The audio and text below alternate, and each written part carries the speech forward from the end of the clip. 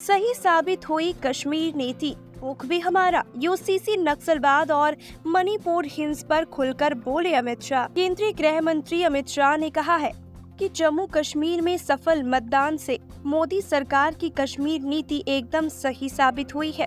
वहां अलगाववादियों ने भी भारी मतदान किया है। इसके साथ ही उन्होंने आश्वासन दिया कि वहां 30 सितंबर से पहले विधानसभा चुनाव कराए जाएंगे। साथ ही दावा किया गया कि भाजपा ने चुनाव प्रचार के दौरान किसी भी धर्म में आधारित अभियान का सहारा नहीं लिया है, लेकिन यदि मुसलमानों के लिए आरक्षण के खिलाफ प्रचार करना, कश्मीर से अनुच्छेद 370 हटाना और समान नागरिक संहिता लागू करने की बात मतदाताओं तक पहुंचाना धर्म में आधारित अभियान है, तो फिर उनकी पार्टी ने ऐसा किया और आगे भी करती रहेगी।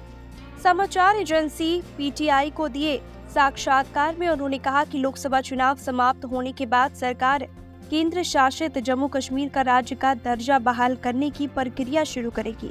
लोकसभा चुनावों के दौरान कश्मीर घाटी में अपेक्षाकृत अधिक मतदान प्रतिशत पर शाह ने कहा कि उनका मानना है कि घाटी में बड़ा बदलाव आया है, वहाँ मतदान प्रतिशत बढ़ा है।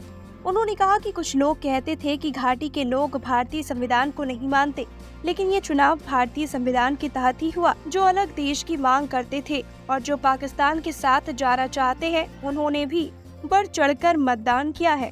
शाह ने कहा कि मैं मानता हूं कि यह लोकतंत्र की बहुत बड़ी जीत है और मोदी सरकार की कश्मीर नीति की बड़ी कामयाबी है। गुलाम कश्मीर के जम्मू कश्मीर में विलय की संभावना के बारे में पूछे जाने पर शाह ने कहा कि उनका निजी तौर पर मानना है कि यह 1947-48 से भारत का हिस्सा होना चाहिए था, लेकिन यह पाकिस्तान के साथ पहले युद्ध में तत्कालीन जवाहरलाल नेहरू सरकार द्वारा समय से पहले किए गए संघर्ष विराम के कारण हमसे दूर हो गया। अगर 4 दिन बाद संघर्ष विराम की घोषणा की गई होती तो गुलाम कश्मीर हमारा होता। शाह ने यह भी कहा कि अगर भाजपा सत्ता में लौटती है तो सभी हितधारकों के साथ व्यापक विचार विमर्श के बाद अगले 5 साल के भीतर पूरे देश के लिए समान नागरिक संहिता लागू की जाएगी।